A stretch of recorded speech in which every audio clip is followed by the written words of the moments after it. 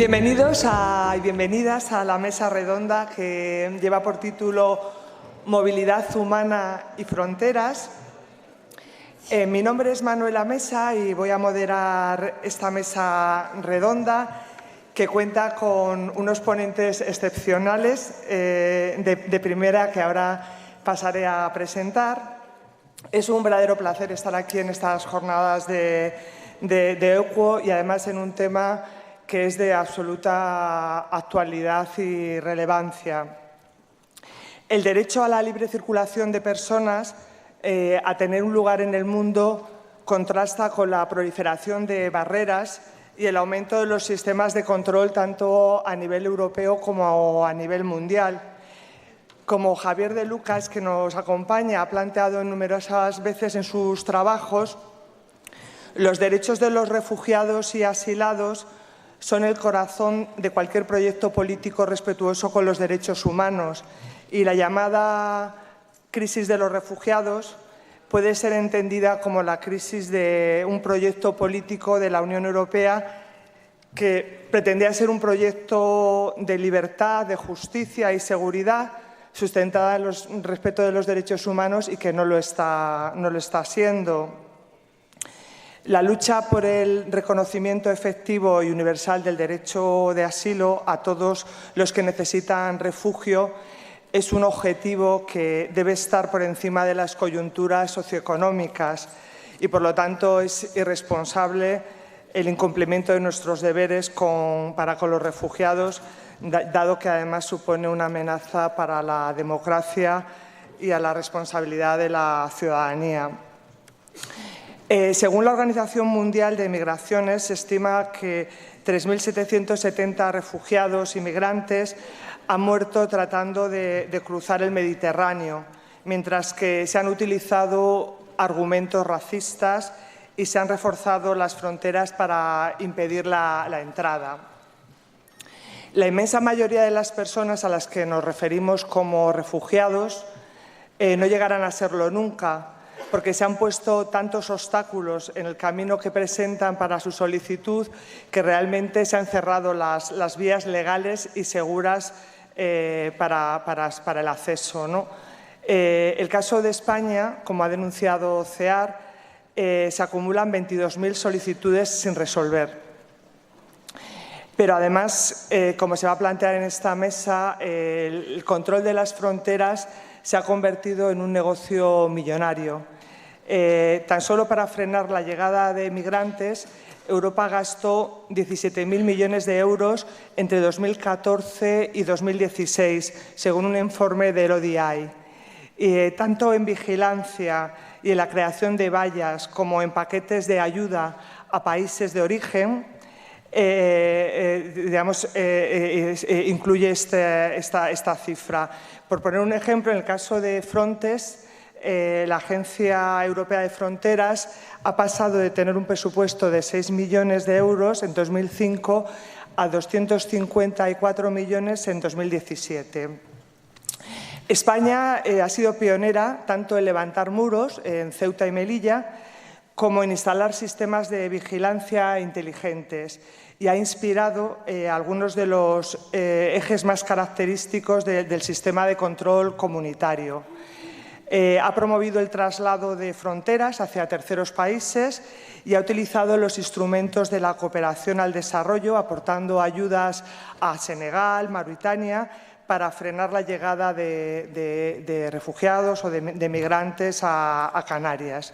Y en esta misma línea, la Unión Europea ha firmado acuerdos con Nigeria, con Níger, con Senegal, con Mali, con Etiopía, para frenar la migración. Hasta Libia ha recibido ayuda, a pesar de su fragilidad institucional, para frenar la llegada de migrantes. En esta mesa redonda tenemos hasta las 2. Vamos a dar un repaso a todas estas cuestiones. Tenemos expertos de primera que voy a pasar a presentar. En el programa estaba también Samina Ir, que finalmente no ha podido estar con nosotros y ha mandado un pequeño vídeo que vamos a poner antes de pasar a presentar a los ponentes. Así que desde la organización, si pueden poner el vídeo. Pues no está. Ah, sí. ¿Puedes poner el vídeo?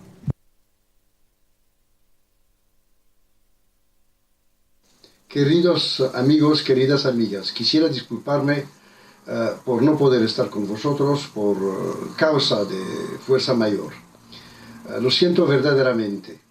Los acontecimientos que acaban de ocurrir en España nos obligan a desarrollar cada vez más la solidaridad frente a los que están buscando desarrollar el odio y el conflicto entre los ciudadanos de este país. Y al mismo tiempo necesitamos más que nunca afirmar nuestra solidaridad con los refugiados, con los marginados, con todos los excluidos. Estoy seguro de que vais a reflexionar sobre estos temas y os deseo un magnífico encuentro, un magnífico congreso. Gracias y espero estar con vosotros la próxima vez.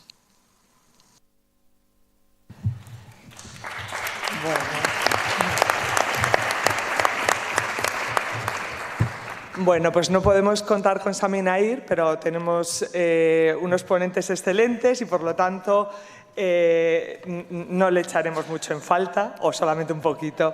Voy a empezar a presentar a los ponentes de la mesa. Les he pedido que hagan una presentación inicial de 15 minutos, después van a tener un espacio para replicarse también entre ellos si quieren complementar y luego damos paso a las preguntas o intervenciones que se quiera hacer desde el público.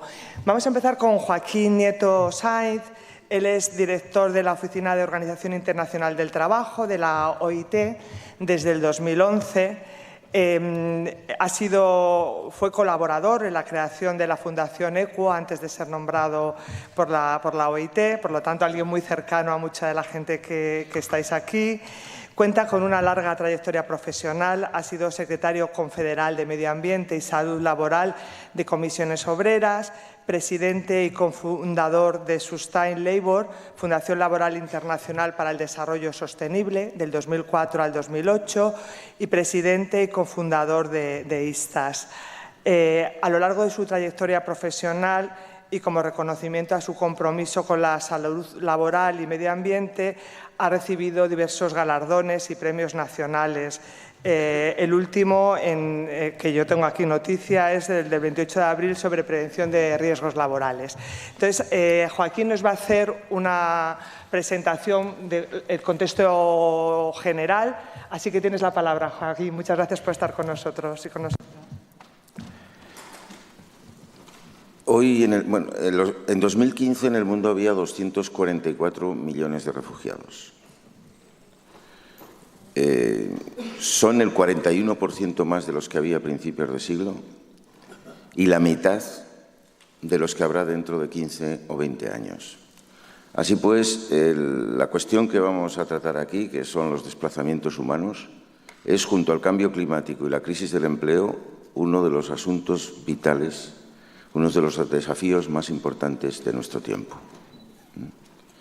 Esta tendencia migratoria, esos 500 millones de migrantes que habrá sí o sí dentro de 15 o 20 años, implican que no se puede responder con políticas de frontera a este fenómeno como se ha respondido hasta la fecha, sino que es necesario, primero, una respuesta internacional, coordinada a nivel internacional, una respuesta local y una respuesta enfocada desde el derecho.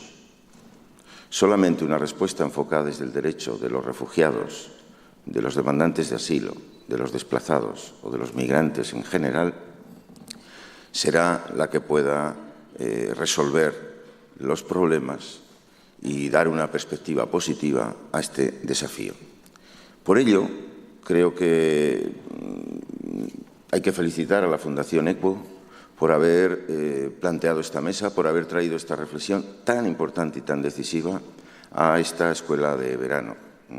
Y quiero agradecer la invitación por traer aquí la perspectiva de Naciones Unidas y de la Organización Internacional del Trabajo y también mi agradecimiento personal por esos lazos que me unen con la mayoría de vosotras y de vosotros, a los que ya conozco personalmente y con los que no conozco tan bien. Entonces, reitero, lo que voy a hacer en mi exposición en estos 15 minutos es una explicación del panorama que hay en el mundo de los refugiados, de las tendencias y de cómo se está respondiendo desde la comunidad internacional a este asunto. Y creo que esta explicación del panorama pues permitirá después encuadrar o permitirá enmarcar las intervenciones que vendrán después. Entonces, para ver el panorama voy a reiterar los datos de la foto. He dicho 244 millones de refugiados, de los cuales 64 son, 244 millones de migrantes, de los cuales 64 son refugiados, desplazados o demandantes de asilo. Es una cifra enorme. O sea, no estamos asistiendo al problema de los 6 millones de refugiados de Siria, los 2,5 millones de Afganistán y el 1,5 millones de refugiados de Sudán del Sur, sobre todo los de Siria y Afganistán, que son los que han impactado en Europa. Estamos asistiendo a un fenómeno mucho más amplio en lo que se refiere a estos desplazamientos forzosos. Pero también estamos asistiendo a un incremento de los desplazamientos migratorios de la gente que se busca la vida, que tiene que salir de su país para buscar trabajo. Tampoco estamos hablando de los movimientos, la movilidad internacional que se puede hacer por interés libremente de las personas. Estamos hablando aquí de movimientos migratorios o de desplazamientos forzosos que tienen que ver con la desigualdad, que tienen que ver con la miseria, que tienen que ver con la violencia o que tienen que ver con el cambio climático. Pues bien, estos desplazamientos no solo han crecido más de lo que ha crecido la población en lo que va de siglo, su nivel de crecimiento es superior, sino que además van a seguir haciéndolo. Y como digo, dentro de 15 o 20 años habrá 500 millones de refugiados sí o sí. Y esto es algo a lo que todos los gobiernos y todas las sociedades van a tener que abordar sí o sí. Y eso implica, como veremos, un cambio muy radical de las políticas mantenidas hasta la fecha, que siguen basándose en políticas de frontera. ¿Dónde están estos refugiados? Los migrantes, principalmente, ¿dónde están estos refugiados inmigrantes? Los migrantes, principalmente, pues están en los países más industrializados, económicamente con mayor prosperidad. La mitad, casi la mitad, el 48% de los refugiados en el mundo están en Estados Unidos y Canadá y en Europa Occidental. Y la otra mitad está repartida en Asia, en otros países, pero siempre con un patrón común, que es el patrón de que el 75% de los refugiados en el mundo está todavía en los países más prósperos. Sin embargo, esta tendencia va cambiando. Por ejemplo, en este incremento en lo que va de siglo, el incremento en las migraciones sur-sur ha sido del 57%. El incremento general ha sido del 41%, el incremento de las migraciones sur-sur ha sido del 57%. Y esta es una tendencia clara. Mozambiqueños que emigran a Sudáfrica, porque allí también hay unas diferencias, por ejemplo, de renta per cápita, que la de Sudáfrica es 10, 20 veces más que la de Mozambique. Y este tipo de movimientos bolivianos que emigran a Argentina, a Brasil, este tipo de movimientos los vamos a encontrar cada vez más. Como vamos a encontrar cada vez más países que a la vez son receptores y que a la vez son migrantes. Es el caso, por ejemplo, de España y la juventud española, que ha tenido que emigrar en proporciones nunca vistas en décadas anteriores, que pueden recordar las antiguas grandes migraciones. Este va a ser otro fenómeno. Y a la vez España es tierra de migración y es tierra de refugio. Hay 20.000 demandantes de asilo y obviamente esa tendencia ahí está y se va a seguir incrementando. No son los únicos cambios de tendencia que va a haber. El cambio de tendencia más significativo es los desplazamientos por razones climáticas. Y este también es un cambio de tendencia que va a seguir extendiéndose sí o sí. O sea, por ejemplo, los que son los desplazados por cuestiones de inseguridad, de guerras, etcétera, se pueden modificar. Ahí, si se consigue pacificar determinados conflictos, disminuirá o se reducirá el nivel de refugiados. Los refugiados climáticos, no, porque los cambios en el clima, las concentraciones de gases de efecto invernadero en el clima, tienen un efecto con una inercia. Las que ya hay, la inercia de calentamiento global y la inercia de cambio climático que provoca ese calentamiento global van a estar allí, en algunos casos por cientos de años, en otros casos por miles de años. Y, por lo tanto, esa tendencia del calentamiento global no se va a disminuir, incluso aunque cesaran inmediatamente el incremento, o cesara, no el incremento, cesaran las emisiones a la atmósfera, no solo el incremento, aunque se redujeran drásticamente las emisiones a la atmósfera, el cambio climático va a continuar y, por lo tanto, los fenómenos climáticos que están provocando el refugio van a continuar, que son principalmente las sequías y los fenómenos climáticos extremos. Las tormentas tropicales que generan los huracanes en el norte y los tifones en Asia va a continuar, porque el calentamiento de la superficie del mar va a continuar y es el que provoca esas tormentas tropicales que se convierten en tifones. Cada vez va a haber más tormentas tropicales y cada vez estas tormentas van a generar más huracanes y estos huracanes van a ser cada vez más violentos. ¿Qué es lo que estamos viendo? Y los efectos son enormes. El Irma, que ya ha pasado, ya se evalúan los efectos, por ejemplo, en Antigua Barbuda, ha destruido el 30% de las casas y ha dañado el 95% de las casas. Y esto tiene efectos. Ya son 144 millones, de 2008 a 2012 se contabilizaron 144 millones de desplazados, a veces de unos países a otros y a veces desplazados en el mismo país.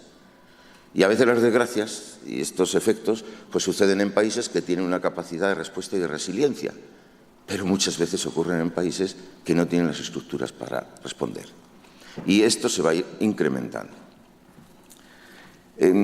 La mayoría de los migrantes migran por razones laborales y migran buscando un trabajo. ¿Y dónde trabajan? Pues trabajan en un 10% en la agricultura, en un 20% en la industria y en un 70% en los servicios. En la agricultura la proporción de hombres y mujeres es la misma, en la industria no, hay el doble de hombres que de mujeres, pero en los servicios hay el doble de mujeres que de hombres. Y particularmente hay una actividad que es la actividad de los trabajos domésticos, que es muy importante, son 67 millones de personas en el mundo en trabajos domésticos y que se viene incrementando. Y ahí hay un porcentaje importante de migrantes, tenemos localizado al menos 12 millones de migrantes, la gran mayoría son mujeres. Bueno, este es el panorama y es parte de la tendencia. Entonces, ¿cómo se está respondiendo? Ya he dicho que se está respondiendo con políticas de frontera, pero yo me voy a limitar a plantear aquí cómo se está respondiendo desde la perspectiva internacional. Bueno, la respuesta internacional, estos fenómenos son tan antiguos como la propia humanidad. O sea, las migraciones explican la población de la Tierra y su distribución. Las migraciones explican países como Estados Unidos, que es un país muy reciente, construido por migraciones que se han ido acumulando. Incluso los desplazamientos de refugiados no son de ahora. A finales del siglo XVI España expulsó a los judíos, del XV expulsó a los judíos y del siglo XVI expulsó a los moriscos, 600.000 moriscos. O sea que las acciones que provocaban desplazamientos son muy antiguas. Lo que es reciente es una respuesta internacional al asunto. La primera respuesta internacional que hay al problema de los refugiados es muy reciente. Es con el Convenio de Ginebra de 1951, que es el que establece el Estatuto de los Refugiados y que supone un cambio en la historia, antes del 51 y después del 51. La primera acuerdo de Naciones Unidas sobre refugiados es de 1990, ¿de acuerdo? Que entró en vigor en 2003, o sea, sobre refugiados, sobre migrantes, perdón. Entonces, estamos hablando de respuestas, al menos en el plano internacional, en el plano multilateral, de respuestas muy recientes, que se están haciendo y se están construyendo ahora. Y lo fundamental está por construirse. ¿Por qué? Porque la gestión adecuada de lo que estamos aquí comentando, de estos desplazamientos de las poblaciones, requiere una respuesta internacional. Es imposible hacerla si no hay una respuesta internacional. Y eso requiere acuerdos internacionales. Y eso requiere que las instituciones multilaterales, que Naciones Unidas, aborden seriamente el asunto. Si no lo hacen, no habrá solución. y menos aún una solución en el marco de los derechos con un enfoque de derechos. Entonces, ¿cómo está abordando el sistema multilateral el asunto? El sistema de Naciones Unidas, como ya digo, su respuesta es reciente, las propias Naciones Unidas son muy recientes, pero tiene que responder a dos asuntos. Uno primero es las causas.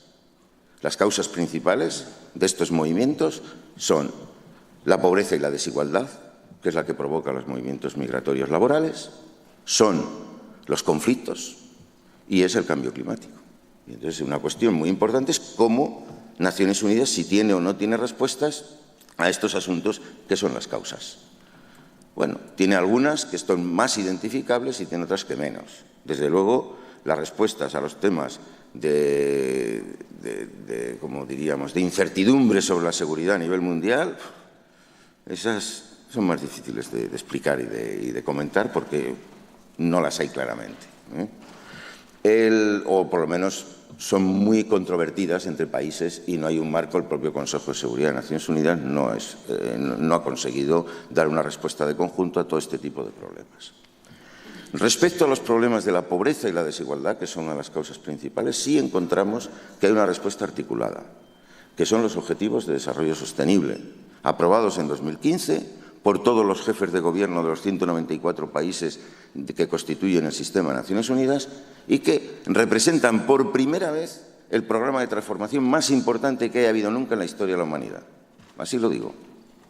No es la primera vez que se hablaba de pobreza, de desigualdad, de tal cual, pero sí es la primera vez que se hace un programa concreto, con objetivos concretos, medibles, 17 objetivos, con metas concretas, 169 metas, con indicadores, más de 200 indicadores que existen ya al respecto de cómo se cumplen esas metas y que quieren abordar desde la reducción de la pobreza extrema, cero pobreza extrema de aquí a 2030, reducir a la mitad la pobreza relativa en cada país, incluido en España, es un compromiso que tiene España y tiene que rendir cuentas sobre ese compromiso, y cambiar la tendencia sobre la desigualdad. Las tendencias sobre la desigualdad han sido crecientes en las últimas décadas y hay que invertirlas para que sean decrecientes. Bueno, no voy a contar aquí las 169 metas, pero para que veamos la perspectiva. Y sobre cambio climático tiene el convenio de cambio climático y los acuerdos correspondientes. En su día fue el protocolo de Kioto, ahora son los acuerdos de París. Acuerdos que cada vez van a tener que ser más rigurosos y más comprometidos. Los acuerdos de París, con cambiar profundamente algunas de las tendencias, no pueden por sí mismos despejar los peligros de un cambio climático catastrófico. Y serán necesarios acuerdos más rigurosos. Eso en el plano de las respuestas a las causas. Hay otras respuestas que tienen que ser a la gestión misma de estos procesos. En la gestión de estos procesos ya he comentado que hay el acuerdo del 51, el protocolo que se hace después sobre refugiados, que hay el acuerdo del 90 de Naciones Unidas sobre el conjunto de migrantes. Pero todos esos son insuficientes para abordar una problemática como la actual. En septiembre del año pasado, en 2016, se llegó a un acuerdo muy importante. De nuevo, fue un acuerdo multilateral de todos los países, que fue el que se conoce como Acuerdo de Nueva York sobre refugiados. Este acuerdo es clave porque, bueno, por primera vez hay un enfoque que no es solo refugiados, que incluye refugiados, desplazados y migrantes. Que, aunque en algunos aspectos todos deben tener el mismo tratamiento de derecho, también son situaciones diferentes para las cuales hay respuestas legales diferentes que requieren respuestas diferentes. Y esto es importante porque, por ejemplo, el Convenio de Ginebra del 51 hay quien lo está poniendo en cuestión. Y esto, entonces, el acuerdo que ha planteado ahí es que sobre refugiados no solo es un enfoque de derechos en su conjunto, sino que es un enfoque de derechos planteado en lo concreto. Los refugiados y demandantes de asilo no pueden ser desplazados. Hay que hacer políticas de género al respecto. Hay que atender la escolarización de niños y de niñas. Hay que luchar contra la violencia de género que afecta especialmente a los refugiados. Hay que hacer políticas que favorezcan su acceso al trabajo y a los beneficios. Hay que tener una visión de todo lo positivo que es mucho que aporta este movimiento migratorio y que se quiere abordar solo desde la perspectiva de los problemas que se podrían plantear, todo lo positivo que es mucho. No tengo tiempo de desgranar aquí todos los contenidos de ese enfoque, pero desde luego es un enfoque nuevo y es un enfoque bastante avanzado. Y adquiere dos compromisos claves. Uno, que en 2018 habrá un pacto mundial para defender los derechos y garantizar los derechos de los refugiados, al estilo del pacto mundial que existe sobre los derechos económicos, sociales y culturales o de derechos políticos en el marco de Naciones Unidas, y habrá una conferencia mundial sobre migrantes que enfoque el asunto desde la perspectiva del derecho, en el que participen todos los países del mundo, que se lleve a la Asamblea General de Naciones Unidas sus conclusiones y haya una convención renovada concreta. 21 agencias de Naciones Unidas estamos comprometidos, cada uno desde nuestro ámbito. Por ejemplo, en el caso de la OIT tenemos los convenios referidos a refugiados, referidos a migrantes, y tenemos los convenios referidos a la no discriminación, porque los refugiados y migrantes son los colectivos que más migración sufren, a la que se añaden otras. La discriminación de mujeres, pues claro, si eres mujer inmigrante la vas a tener doblemente. La discriminación del color de la piel, la discriminación, todas estas se van añadiendo, y el crisol en el que concluyen la mayor de las discriminaciones suele ser en los refugiados. Dicho esto, y con esto voy a acabar, ¿cuáles son las debilidades que tienen estas transformaciones, estos cambios, esta respuesta? La debilidad principal creo que no va a estar tanto en los contenidos de estos acuerdos, porque la Declaración de Nueva York apunta en una muy buena dirección, y los borradores que se están haciendo sobre estos acuerdos que he mencionado para 2018 apuntan en una muy buena dirección en el campo de lo que aquí probablemente se va a decir. El problema fundamental es la distancia enorme que hay entre lo que los gobiernos aprueban en esas reuniones multilaterales y después lo que son las políticas concretas y las leyes concretas que tienen los gobiernos, que responden a otros criterios no diferentes, no menos comprometidos, no menos avanzados, sino diametralmente contrarios. Y esto es algo que hay que acabar de resolver. Claro, pero esto es algo que tiene que resolverse junto con otro problema, que es el gobierno multilateral de las cosas. ¿En qué medida Naciones Unidas va a poder disponer o no, porque no dispone, de mecanismos que hagan que estos compromisos los gobiernos tengan que cumplirlos y tengan que rendir cuentas de ellos y sean sancionados si no se cumplen? Y esto es una asignatura pendiente. Y por último, la otra asignatura pendiente está en la propia sociedad, en los partidos políticos.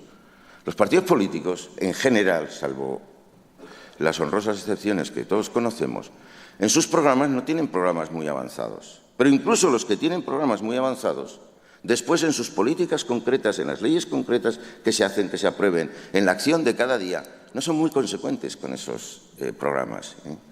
Y la sociedad civil, pues claro que hay un movimiento de respuesta y está habiendo un movimiento cada vez más amplio y el Welcome Refugees ha tenido una popularidad enorme y hay un espíritu de solidaridad en las mejores sociedades y tal, pero son demasiado débiles para responder al desafío que hay y, sobre todo, para responder a los movimientos contrarios. Porque todo esto está generando, y es una de las tendencias nuevas y preocupantes, está generando todo un movimiento social muy fuerte, muy activo, que está derivando también en movimientos políticos con cada vez más respaldo electoral. Y estas son, ya digo, la distancia entre lo que aprueban los gobiernos y lo que luego hacen, y estas debilidades en el panorama político y en la sociedad civil, y estos nuevos fenómenos contrarios a una política de derechos, son las cuestiones que hacen que ese panorama de un mundo multilateral que cada vez asume con planteamientos más avanzados la cuestión de refugiados, de desplazados y de migrantes sea mucho más complicado y quede mucha tarea por hacer. Muchas gracias.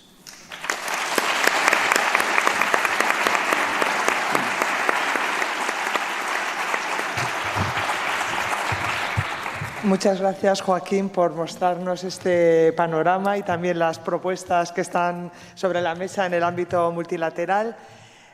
Vamos a seguir con la mesa redonda. Vamos a pasar a una perspectiva más desde la filosofía con Antonio Campillo, que está aquí a mi derecha. Él es filósofo y sociólogo, es catedrático de filosofía en la Universidad de Murcia y presidente de la Red Española de Filosofía.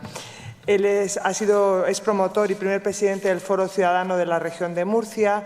Tiene numerosas publicaciones que podéis ver en la web y me gustaría mencionar sobre todo las dos últimas. El concepto de lo político en la sociedad global, del 2008, y Tierra de Nadie, que va a ser la parte que va a inspirar más la presentación. Así que adelanta, Antonio. Muchas gracias por estar aquí. Pues muchas gracias, buenos días. Muchas gracias, Manuela, y gracias a la Fundación ECUE y a la Fundación Verde Europea por organizar este encuentro y por invitarme a esta mesa. Bueno, como ya Joaquín nos ha presentado un poco rápidamente un mapa, ¿no?, de lo que tiene que ver con el tema general de esta mesa, la movilidad humana en las últimas décadas y las políticas institucionales, las respuestas institucionales a ese fenómeno. Bueno, yo voy a comenzar a hacer una valoración de estos fenómenos. Yo diría de entrada que hoy, y además en unas jornadas como estas de ECUE, las dos grandes paradojas o los dos grandes conflictos a los que se enfrenta hoy, en el siglo XXI, la humanidad son, por un lado, el conflicto entre crecimiento ilimitado y finitud de la biosfera y, por otro lado, creciente interdependencia global, social, tecnológica, etcétera, y creciente multiplicación de las desigualdades, las violencias, las fronteras, etcétera. Esas dos grandes paradojas, crecimiento ilimitado, finitud de la biosfera, interdependencia creciente, multiplicación de las divisiones sociales, son los dos grandes problemas políticos de nuestro tiempo. Y además están entrecruzados. El caso de las migraciones climáticas o de los refugiados climáticos es un ejemplo, ¿no?, de cómo, digamos, un problema y otro están interconectados. Yo me voy a centrar en el segundo porque es el tema de esta mesa y en lo que yo he llamado en ese libro de Tierra de Nadie la globalización amurallada. Esta es la paradoja. Fundamentalmente desde la década de 1980, desde que se inician lo que se llama el capitalismo neoliberal, coincidiendo también con el final de la Guerra Fría, etcétera, asistimos, por un lado, a un movimiento creciente de liberalización, entre comillas, de movimientos de capitales, mercancías, mensajes y personas con recursos, porque la movilidad no es solo de migrantes y refugiados, sino, como decía Joaquín, España ha recibido este año más de 100 millones de turistas. Es decir, hay una movilidad que no se problematiza, ¿no?, de personas con recursos. Lo que se problematiza es la movilidad de las personas que tienen que salir de su país por la razón que sea, de violencia, de catástrofes naturales, búsqueda de trabajo, búsqueda de medio de vida, que por tanto no tienen recursos, no tienen papeles, ¿no? Entonces, por un lado, liberalización de movimientos, pero por otro lado, limitación de movimientos y cierre securitario e identitario de espacios, de territorios y de derechos de acceso para personas sin recursos y sin papeles. Y el papel de las instituciones políticas, fundamentalmente de los estados, los estados soberanos, que están ejerciendo una gestión diferencial de esta contradicción. Liberalización, por un lado, de movimientos, limitación de movimientos. Los estados están haciendo una gestión diferencial en cuanto que, por un lado, abren fronteras, ¿no?, para los inversores, cierran las fronteras para los invasores. Invasores, evidentemente, pobres. Este es el problema. Si retrocedemos, tomamos distancia, digamos, si analizamos el fenómeno con una cierta perspectiva histórica, antropológica, pues es obvio, como decía Joaquín, que la movilidad humana es constitutiva de la especie humana. Es decir, la especie humana es una especie migratoria. Es decir, el Homo sapiens es un Homo viator. Y si no hubiera sido así, sencillamente no habitaríamos la Tierra hoy. Es decir, nuestros primeros padres, digamos, migraron de África y fueron poblando el resto del mundo, y así se fue, digamos, constituyendo las sociedades humanas. Es decir, las migraciones, toda la historia de las sociedades es una historia de los movimientos migratorios. Sin embargo, la tradición dominante de nuestro pensamiento jurídico, político, filosófico, ha pensado las comunidades humanas como comunidades sedentarias y circunscritas. Circunscritas no solo territorialmente, es decir, geográficamente arraigadas en un territorio, sino circunscritas también demográficamente, es decir, delimitadas como un etnos, ¿no? Como una comunidad étnica, lingüística, cultural, etc. La tradición dominante es que los seres humanos vivimos en comunidades sedentarias y delimitadas, cerradas. Y, por tanto, ha habido una idea sagrada durante por lo menos varios milenios, por lo menos los 3 últimos milenios, una idea sagrada, que es la vinculación de posesión o de pertenencia mutua entre la sangre y el suelo, la etnia y la tierra, una determinada comunidad de pertenencia y un determinado territorio de nacimiento. Esta es una idea sagrada. Entonces, hay una serie de mitos dominantes de los que derivan nuestras instituciones, nuestros conceptos jurídicos, políticos, nuestras categorías, digamos, de pensamiento. Fundamentalmente las de soberanía y propiedad, que son las dos modalidades de vinculación de los seres humanos con la tierra. La soberanía política, la propiedad económica. Esos mitos sagrados, fundacionales en la historia occidental son el mito griego de la autoctonía, es decir, los atenienses hemos nacido del suelo de Atenas.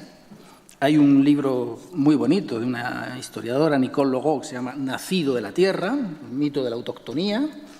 Somos de aquí porque hemos nacido de la propia tierra, vosotros sois extranjeros porque no habéis nacido aquí. Y el mito judío de la tierra prometida, ¿no? Dios prometió a los judíos una tierra que es Palestina, etc. Bien. Lo que ha permitido en la historia de Occidente combinar esos dos mitos aparentemente contradictorios, el mito de la autoctonía, yo he nacido de esta tierra, el mito de la tierra prometida, yo no he nacido aquí, pero he venido destinado aquí por una promesa divina. Ten en cuenta, como decía Joaquín, que Estados Unidos se fundó así, pero Israel, pero Sudáfrica, es decir, hay países que se han fundado como tierra prometida.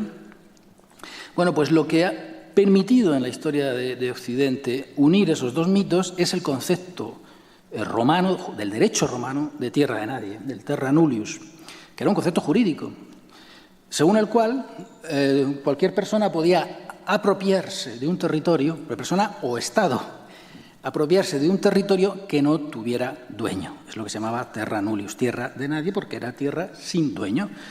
Como no tiene dueño, yo la ocupo. Es el derecho basado en la ocupación, el derecho del primer ocupante. Esa es la teoría de la propiedad de los romanos. Fuese ocupación por conquista político-militar, sea ocupación por reparto de tierras, ¿no? Las legiones romanas conquistaban un territorio y luego lo repartían en lotes, en parcelas. Así se justificó la gran expansión europea. Europa justificó su conquista y colonización de América, de Australia, en fin, del resto del mundo, mediante el concepto romano de terra nullius. Esto es nuestro porque lo hemos ocupado. Conquista militar, soberanía y luego reparto de tierras. En el oeste americano, en Australia, en Sudáfrica, en todo el mundo. En la época moderna, un filósofo, Locke, que es el padre del liberalismo, que, sin embargo, defendió un origen distinto de la propiedad, no la ocupación, sino el trabajo. Es mío todo lo que produzco con mis manos. Cuando los colonos europeos llegan a Estados Unidos, allí había indios, no era tierra de nadie. Y hubo una sentencia del Tribunal de Estados Unidos en el siglo XIX diciendo, sí, bueno, aquí había una gente por aquí moviéndose, pero no trabajaban la tierra, no eran agricultores. Luego, la tierra no es de ellos, es de los colonos que trabajan la tierra. Se utiliza el concepto de Locke, del trabajo como fuente de la propiedad. En la teoría liberal, como sabéis, el propietario privado precede al Estado y funda el Estado, y el Estado surge para, en la teoría del contrato social, para proteger a los propietarios. Pero en realidad, en toda la historia del capitalismo moderno ha habido una dialéctica entre soberanía y propiedad. Soberanía político-militar y propiedad económica basada supuestamente en el contrato, en el libre contrato. Estado territorializado, circunscrito, mercado mundial desterritorializado. Marx, Max Weber, en fin, Ballstein, todos los grandes teóricos, historiadores del capitalismo, han analizado esta dialéctica entre una pluralidad de estados territoriales y un mercado mundial desterritorializado. Esa es la característica fundamental del capitalismo. Ese doble vínculo, la soberanía sobre el territorio, la propiedad sobre la tierra, es lo que ha sostenido esos dos grandes conceptos, soberanía y propiedad, y justificado las dos grandes formas de desigualdad, nacionales extranjeros, propietarios no propietarios. Esto generó en la segunda mitad del XIX unos grandes conflictos sociales que desembocaron en la Primera Guerra Mundial, la Revolución Rusa, el fascismo, la Segunda Guerra Mundial, es decir, lo que los historiadores llaman hoy la Guerra Civil Europea, es decir, la primera mitad del siglo XX, que provocó 90 millones de muertos y más de 60 millones de refugiados y desplazados. Poco después de eso, en los años 50, una filósofa judeo-alemana, apátrida, refugiada, etcétera, que fue Hannah Arendt, escribió un texto profético donde dice: vivimos ya en un solo mundo, civilizado, toda la tierra ya está ocupada por estados soberanos, ya está, ¿no?, ocupada por propietarios privados, por estados soberanos. Y entonces, por eso mismo, dice, unos individuos que son forzados a salir de su casa, de su tierra, que se quedan sin hogar, sin patria, o sea, pátrida, los refugiados, etcétera, a esos individuos que es a los que se les debería aplicar los derechos humanos porque no tienen otra propiedad que su condición de seres humanos, es justamente a ellos a los que no se les aplica. Son los nadie sin tierra. Entonces, para ellos, dice, tendremos que reclamar el derecho a tener derechos, cuyo primer derecho, dice ella, es el derecho a tener un lugar en el mundo. Y eso, dice, debe ser una nueva ley en la tierra. Debe haber una nueva ley en la tierra que garantice a todo ser humano el derecho a tener un lugar en el mundo. Es decir, un vínculo con la tierra distinto del vínculo de la soberanía territorial, distinto de la propiedad privada. Bueno, pues eso fue en los años 50. Hoy, como decía Joaquín, ya hay más de 65 millones de refugiados, o sea, 5 millones más que en la inmediata Segunda Guerra Mundial, después de la Segunda Guerra Mundial. Más de 65 millones de refugiados y desplazados que siguen creciendo, en los últimos años han ido creciendo, ¿no? Más los cientos de millones de migrantes llamados económicos o climáticos, ambientales, que efectivamente están incrementándose en las últimas décadas y van a seguir incrementándose. Y frente a ello, nuevas formas de xenofobia, de rechazo, de cierre securitario identitario, de levantamiento de murallas, vallas, con todo el negocio de los que hablará después Claire, ¿no? Es decir, una reacción de cierre identitario, ¿no?, lo que yo he llamado la globalización amurallada. Esta es la paradoja, ¿no? Entonces, hoy nos enfrentamos, por tanto, a un gran dilema. O seguimos afirmando esta tradición de la que venimos, es decir, el doble vínculo de posesión de la tierra por parte de los seres humanos, la soberanía de los estados, soberanía nacional, soberanía político-militar, la propiedad privada de individuos, empresas, multinacionales. Sabéis que hay todo un mercado de la tierra, ¿no?, hoy cada vez más importante en el mundo.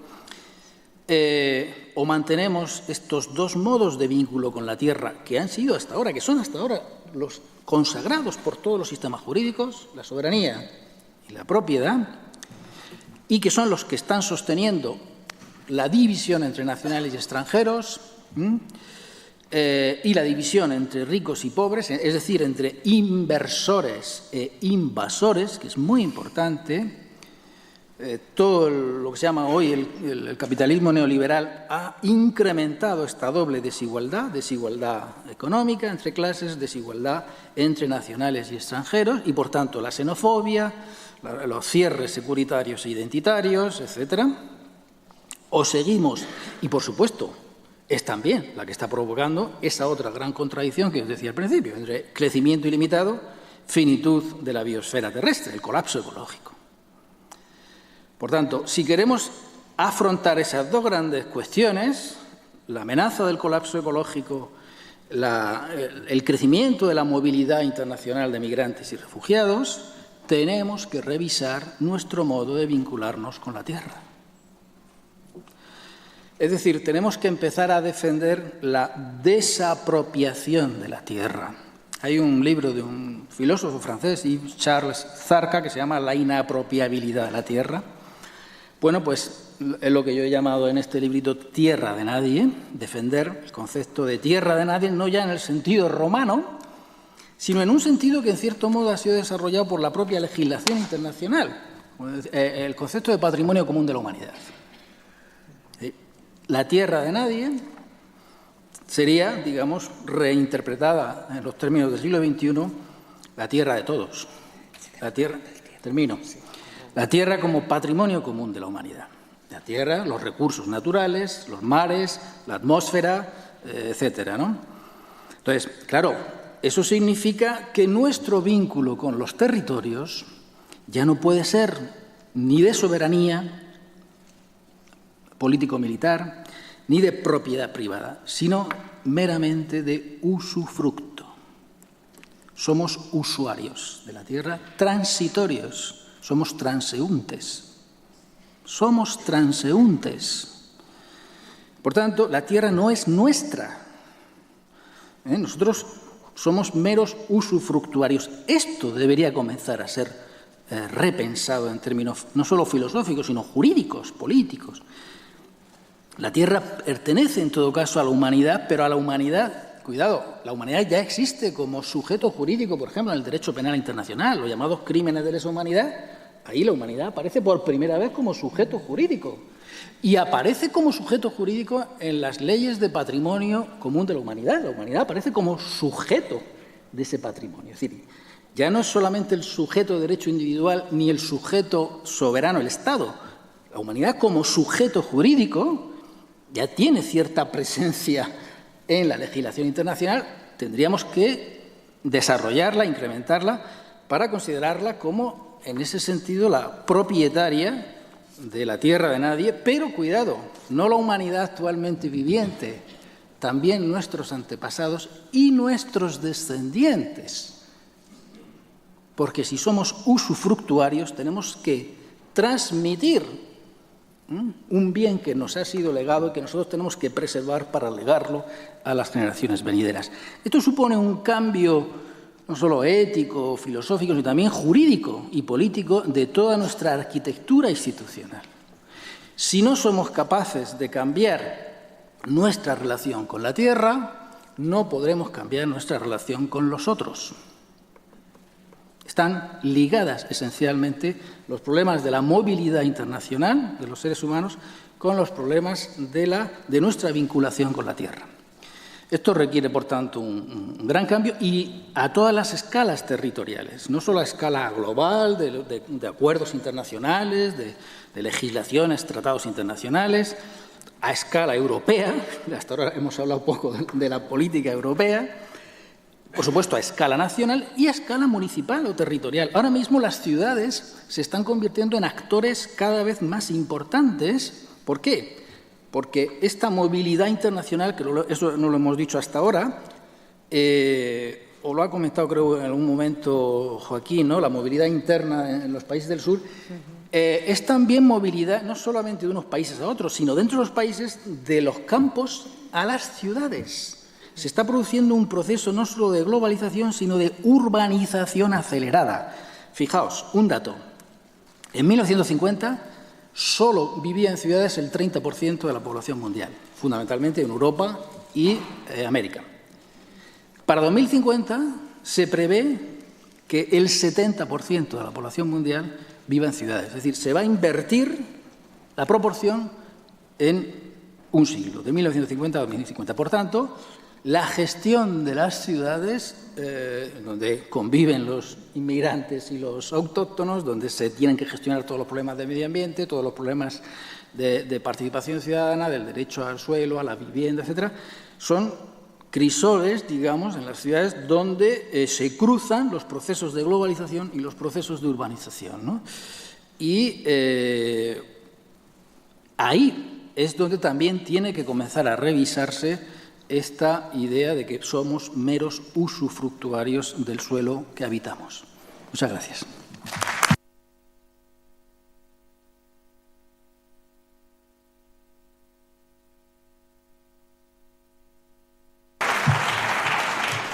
Muchas gracias, Antonio, por esa propuesta de la tierra en usufructo, que desde luego es muy sugerente. Y, como has dicho muy bien, hace falta un cambio ético y jurídico. Y tenemos aquí en la mesa pues, a uno de los referentes más destacados en el ámbito de políticas migratorias, un jurista, Javier de Lucas, que paso a presentarle. Él es uno de los grandes especialistas, de las primeras personas que en nuestro país empezaron a trabajar sobre políticas migratorias, minorías, ciudadanía, racismo y xenofobia en el ámbito de los derechos humanos. Él es catedrático de Filosofía del Derecho y Filosofía Política en la Universidad de Valencia, director del Instituto de Derechos Humanos de la misma universidad de la que fue fundador.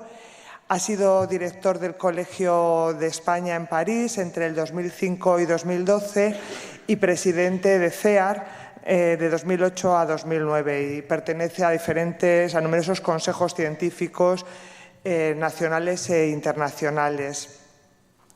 Él ha sido pionero, además en otros ámbitos muy innovadores, como por ejemplo el derecho y el cine. Tiene muchísimas publicaciones que podéis ver en la web y mencionar la última, la de Inmigrantes, algunos desafíos y malas respuestas, Inmigrantes, el desplazamiento en el mundo, y la más reciente, que lleva el título Mediterráneo, el naufragio de Europa, que es del 2015. También ha recibido numerosos premios y galardones, y en este caso, en esta mesa, pues le habíamos pedido que nos diera la perspectiva jurídica. Así que adelante, Javier, cuando quieras. Gracias por estar aquí. Muchas gracias por la invitación a participar en esta novena edición de la Universidad Verde Verano de ECMO. Querría formular una decena de propuestas, no me atrevo a llamarlas tesis, que enunciaré de modo sumario. La primera recoge el hilo de lo que se ha dicho en las dos intervenciones anteriores, más directamente en la de mi amigo y colega, el profesor Campillo, y recuerda que efectivamente ni la condición de migrante ni la condición de refugiado es una condición de otros, sino que es una condición, en el primer caso, común a todos los seres humanos. Lo ha dicho con mucha claridad el profesor Campillo. El rastro de Letoli, desde el punto de vista de lo que nos enseña la antropología, es claro sobre nuestra condición de seres que caminan, y la tesis vieja de Montesquieu, que los seres humanos buscamos siempre el camino de la libertad y la riqueza, es una manera de explicar esto. Lo que pone en relación las migraciones, sobre todo las forzadas, con la irregular, o habría que decir con muchísima más claridad, desigual, y el calificativo jurídico es mucho más grave, criminal, desigualdad en la distribución del poder y de la riqueza. Y cuando hablo de riqueza no hablo solo de riqueza económica. Riquezas son también los recursos que nos permiten vivir una vida digna. Es evidente que somos todos inmigrantes en ese sentido, pero también lo es que la condición de refugiados no es una condición, digamos, coyuntural, accesoria o menor en la historia de la humanidad. Alguna vez en alguna charla, tratando de explicar quiénes son los refugiados, he recordado a un público no ilustrado como el que está aquí que el relato bíblico nos muestra a los primeros padres, Adán y Eva, como refugiados, porque vivían muy bien en un sitio estupendo y el dueño del sitio decidió que habían incumplido las reglas del lugar, que eran las suyas, y entonces les echó y además puso un ángel flamígero para que no se atrevieran a intentar volver, ¿no? De manera que se tuvieron que poner a buscar dónde se refugiaban, ¿no? No es una condición ajena. La segunda tesis que quiero recordar es que siempre que hablamos de políticas migratorias y de asilo, podríamos decir que estamos ante el ejemplo que avera una afirmación que es heredera de una concepción de Foucault y que ha difundido y trabajado un filósofo que alguno de ustedes conocerá, Achille Mbembe, que él ha denominado necropolítica. Sí, las políticas migratorias y de asilo son un emblema de hasta qué punto nuestras políticas son en gran medida necropolíticas, políticas que ponen de manifiesto que para el poder, y el poder no me refiero solo al poder abstracto ni tampoco al poder político, para el poder, en el sentido Foucaultiano, unas vidas tienen valor y otras no. Concretaría esto un poco más. Primero, esas políticas migratorias y de asilo se caracterizan por una rara peculiaridad, y es que niegan su objeto. Las políticas migratorias y de asilo consisten en negar la condición de inmigrante y la condición de refugiado y en convertirlos en otra cosa. Las políticas migratorias niegan el derecho a ser inmigrante como un derecho, niegan la condición que es consecuencia de un principio básico en la concepción ni siquiera en la concepción liberal de los derechos humanos de autonomía, que es el principio básico para mí, el único principio que tiene sentido más que el retórico de dignidad, todo y que a todos nos guste hablar de dignidad. La dignidad es un concepto vacío, la autonomía no. El derecho a realizar el propio plan de vida es un derecho muy concreto. Y el emigrante lo que hace es tratar de concretar ese plan de vida. ¿De qué manera? Eligiendo ir a otro sitio. Lo primero que niegan las políticas migratorias es que eso sea un derecho. Hablaré inmediatamente de eso. Las políticas de asilo, tal como se están desarrollando hoy, cuando ha sucedido la hipótesis inimaginable, cuando Naciones Unidas, a toda prisa, porque los necesitados de esa protección eran europeos, si hubieran sido africanos o asiáticos, yo creo que estaríamos todavía esperando la Convención de Ginebra, pero como eran europeos se hizo a toda prisa esa convención porque pensamos que el problema era el problema que tenían los europeos desplazados después de los conflictos mundiales, ¿no? En realidad, lo que estamos viendo es que conforme ha sucedido la hipótesis impensable, o mejor dicho, hemos tomado conciencia de que los refugiados no eran solo europeos, sino que seres humanos de otras partes del mundo podían querer ir a otra parte buscando refugio y en esa búsqueda una mínima proporción tratar de llegar a Europa, entonces hemos entrado en crisis. Hemos dicho de manera falaz que hay una crisis de refugiados. No hay una crisis de refugiados. Los refugiados están en crisis desde que existe el problema de los refugiados. Quienes hemos entrado en crisis hemos sido nosotros. Hemos entrado en crisis porque hemos desnudado hasta qué punto lo que decimos no es una tesis en la que creamos en realidad. Decimos que defendemos derechos universales, decimos que defendemos el derecho de asilo, que es el primer derecho para aquellos a los que se niega la condición de sujeto de derecho en su propio país, pero cuando nos toca a nosotros no queremos reconocerlo. Son políticas que tienen otra segunda característica y es que niegan la dimensión política del fenómeno con el que se enfrentan. Porque frente a lo que se nos dice, el problema de los inmigrantes, el problema de las migraciones, no es un problema de orden exclusivamente económico o laboral. Los movimientos de inmigrantes, naturalmente, que tienen esa dimensión, y es una dimensión muy importante. Pero el hecho mismo de los movimientos migratorios cuestiona las bases de nuestras categorías políticas. En el orden interno, la aparición de los inmigrantes cuestiona que nuestras respuestas a las preguntas ¿quién tiene derecho a ser ciudadano y quién tiene derecho a ser soberano? Sean exclusivamente aquel que es nacional, aquel que es de aquí. Esa concepción estatal, nacional, territorial, ha decidido también sobre eso el profesor Campillo, puesta en cuestión por el fenómeno mismo de las migraciones. Las migraciones son un fenómeno de dimensión política radical, tanto en el orden interno como en el orden internacional.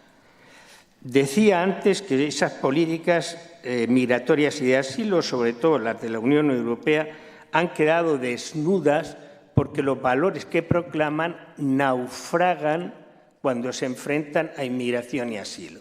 La respuesta de las políticas migratorias ha sido negar la condición de refugiado, poner todos los obstáculos posibles para los que buscan refugio. En realidad estamos hablando de asylum seekers, de personas que quieren ser reconocidas como refugiados. Y lo que nosotros hacemos con nuestras políticas es negarles o dificultarles las posibilidades de ser refugiados, hasta extremos vergonzosos como construir un derecho excepcional, la naturaleza del cual es la excepción.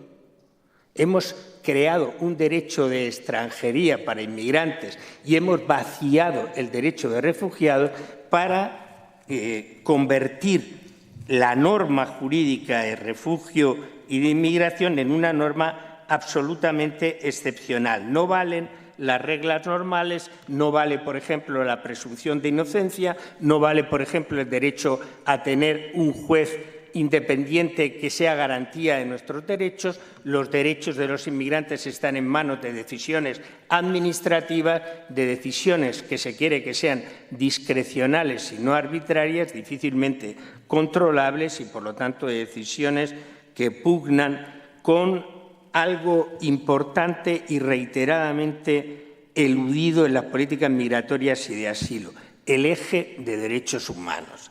Si hay algo ausente en las políticas migratorias y asilo es la prioridad del eje de derechos humanos. Las políticas migratorias y de asilo están llenas de consideraciones estadísticas y económicas, pero los derechos de inmigrantes y refugiados, los derechos concretos, y no solo el primer derecho de un inmigrante es el derecho a no ser inmigrante.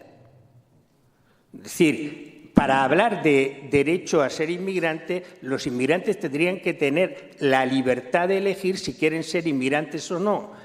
En el caso de la inmensa mayoría de los inmigrantes no hay tal ejercicio de la libertad, hay un acto forzado. Por eso yo creo que tendríamos que hablar más bien de migraciones forzadas y entender a los migrantes en sentido estricto y a los refugiados como ejemplos de migraciones forzadas. No ignoro, por supuesto, que hay inmigrantes laborales, que son inmigrantes que se desplazan en ejercicio de un acto de libertad.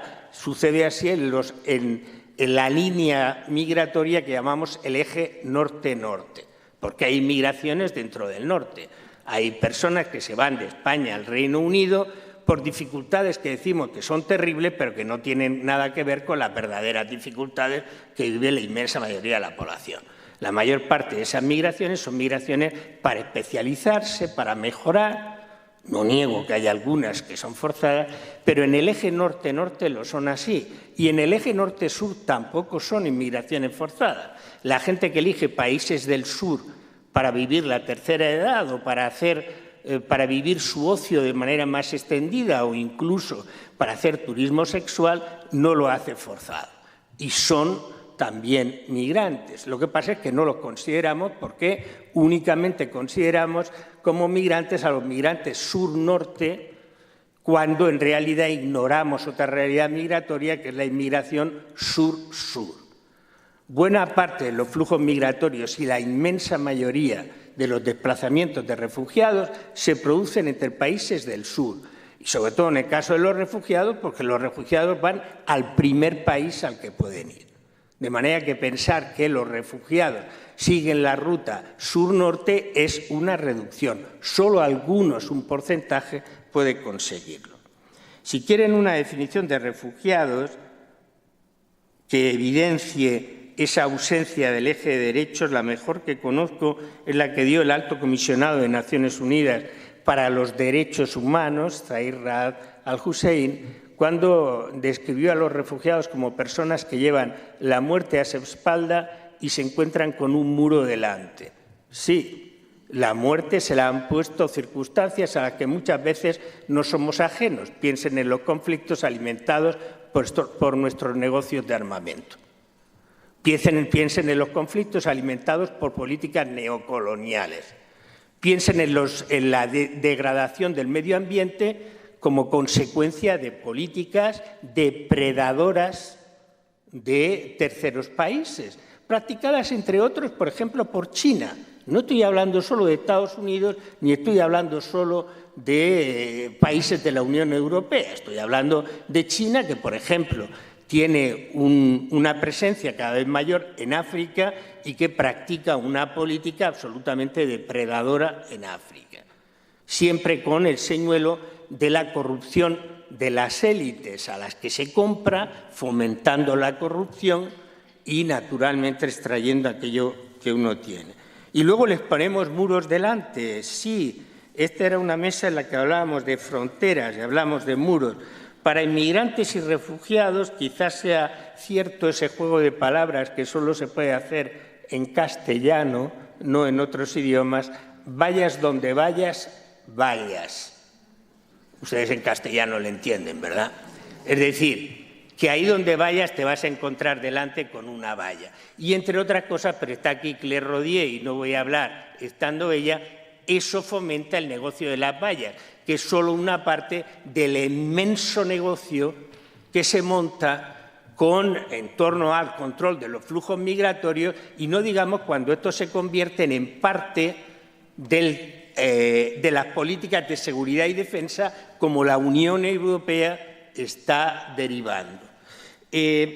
Las fronteras son probablemente, tal como existen en este momento, los símbolos más claros de la necropolítica que decía antes, no solo por la existencia de los muros, sino porque en las fronteras los derechos se suspenden y no existen. No solo en los casos de devoluciones clandestinas, no solo en los casos en los que no se le pregunta a nadie si tiene la pretensión de ser refugiado, no solo en los casos de las muertes que se producen en el intento de pasar las fronteras, no. Es que estamos creando nuevos espacios fronterizos cuya función es la de externalización de aquello que no queremos practicar aquí. Y la Unión Europea, R que R, después de haber batido el récord de la ignominia con el mal llamado convenio entre la Unión Europea y Turquía, que no es un convenio y es un asunto que desarrollaríamos en un seminario para juristas, después de hacer eso, no contenta con eso, vuelve sobre el asunto y ahora estamos empeñados en hacer un proceso de externalización parecido con un Estado fallido que se llama Libia. Hacerlo significa no hacerlo con un Estado, hacerlo significa hacerlo con señores de la guerra más o menos disfrazados de políticos a los que les hemos dado una patente de corso, eso es clarísimo en el caso del general Jalifa, que controla la zona de Trípoli, que es la que nos interesa, porque por ahí sale una fuente de energía, petróleo y gas, que nos interesa muchísimo, y naturalmente estamos dispuestos a pactar con un Parlamento y un Estado inexistente que se supone que controla la parte más occidental de Libia cuando no es verdad. Nosotros externalizando, como se pretende ahora, campos de triage, campos de decisión de quién tiene el derecho a ser refugiado o quién es solo un inmigrante. Esta es una de las paradojas de esta política, que ha convertido a los inmigrantes en sujetos peligrosos y negativos. Hemos admitido que los refugiados tienen derecho, luego nos hemos puesto a vaciarles el derecho. Vean la ley danesa, aprobada por un parlamento democrático, aprobada por mayoría por un parlamento democrático, que ha vaciado de contenido el derecho de asilo, porque significa que los reconocidos como refugiados, como titulares de derecho de asilo, tienen que pagarse parte de las prestaciones. Eso es una violación directa del Convenio de Ginebra. Y lo hace hecho un Parlamento que para muchos es el espejo de la democracia y las libertades en el mundo. No, miren ustedes, el problema, termino, es que esas políticas son en realidad funcionales a algo que, con una expresión extraordinariamente dura, pero yo creo que no demagógica, antes de morir, termino, el sociólogo Bauman escribió, no en el último de los libros, ahora están saliendo libros continuamente, no me refiero a ese, me refiero a un libro muy pequeñito que editó Katz después de una conferencia en el Centro de Cultura Contemporánea de Barcelona. Bauman denominó la industria del desecho humano.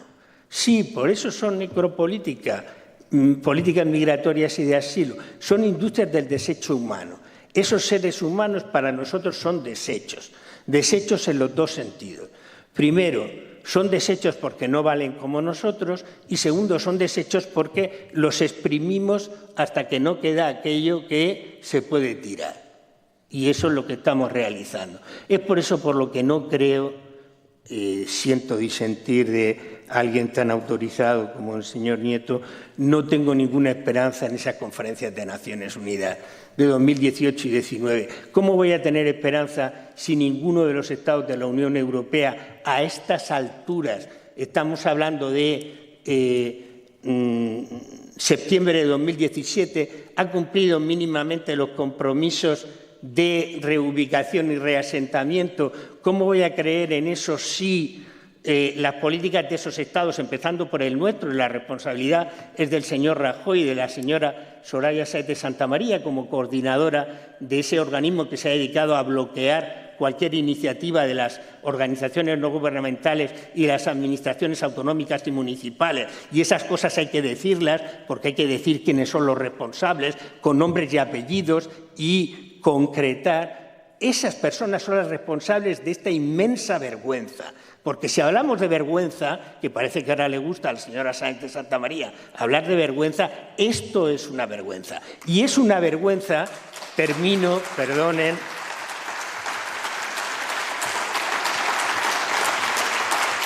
y es una vergüenza que ninguno de los Estados de la Unión Europea haya ratificado la Convención de 1990 de Derechos de los Trabajadores Inmigrantes y sus familias. Estamos en 2017. Esa Convención reconoce derechos a los inmigrantes irregulares. Ninguno de los Estados de la Unión Europea, Estados Unidos tampoco, ya lo sé, ninguno de los Estados de la Unión Europea, a pesar de las peticiones del Parlamento, ha querido ratificar esa Convención. ¿Cómo puedo creer en políticas o en esperanzas de conferencia cuando esos Estados que tendrían que impulsarlas tienen la voluntad justo de negarlas? Perdón por la extensión.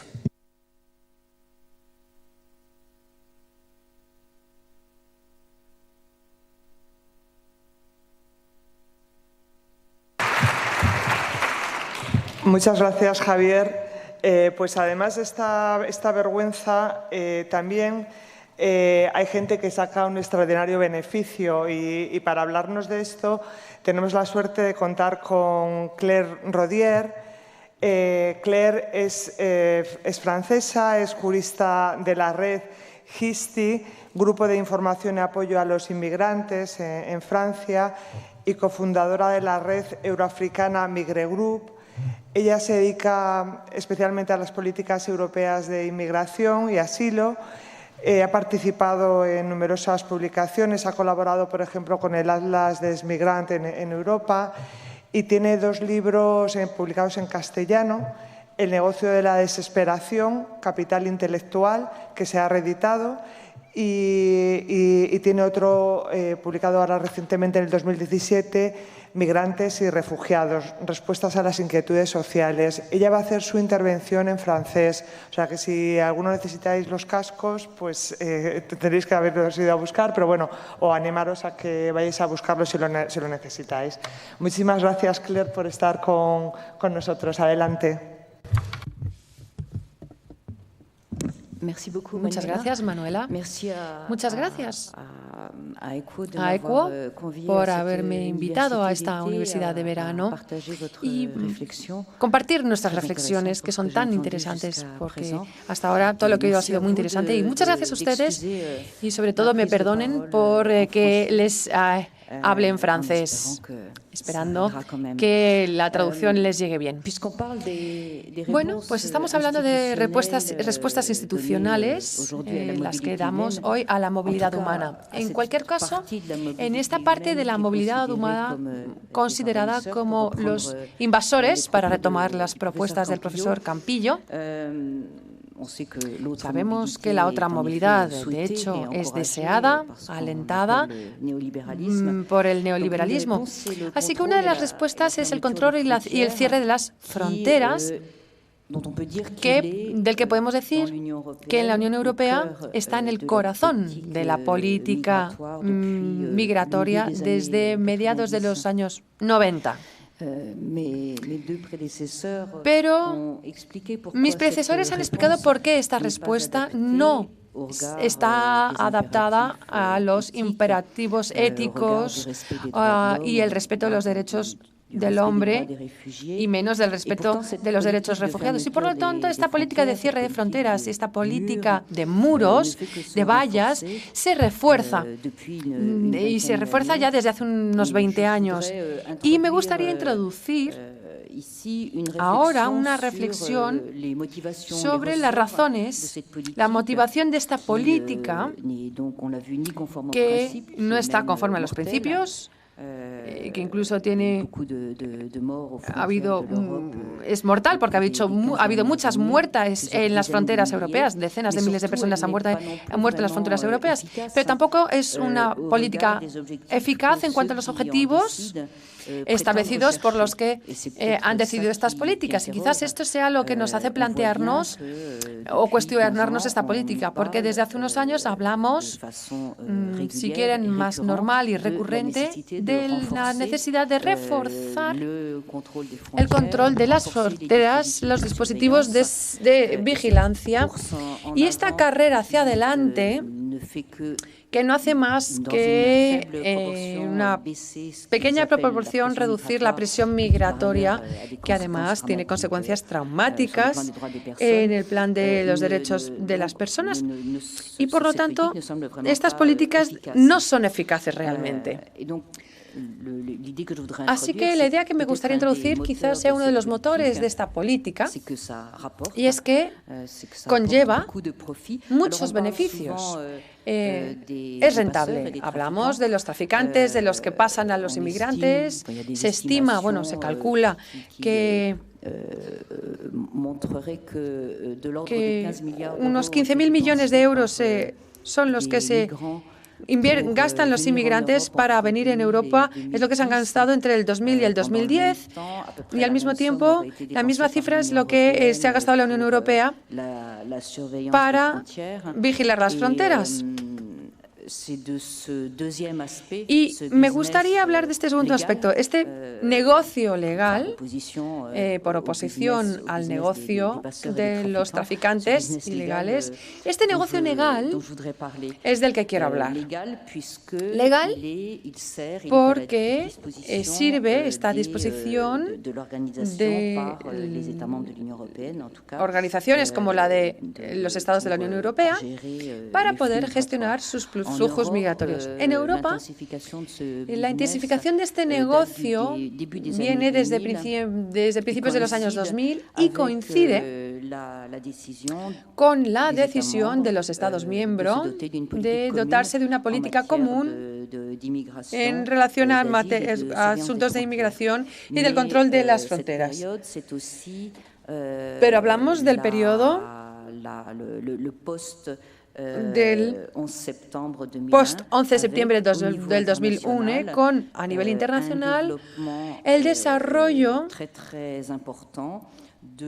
muy importante de todas las inversiones relacionadas con la seguridad en general. Es decir, las políticas de seguridad conocen un auge, es un auge económico para muchas de estas empresas que se dedican a la seguridad, y dentro de estas políticas de seguridad, de vigilancia, tenemos la cuestión migratoria como uno de los temas más importantes. En el 2002, la presidencia de la Unión Europea española lanza como objetivo el garantizar un nivel elevado de seguridad y de aumentar dentro de la Unión Europea esta seguridad, mejorando la eficacia de la lucha contra la migración clandestina, lo que retoma una retórica antigua de asociación entre inseguridad, terrorismo e inmigración clandestina, más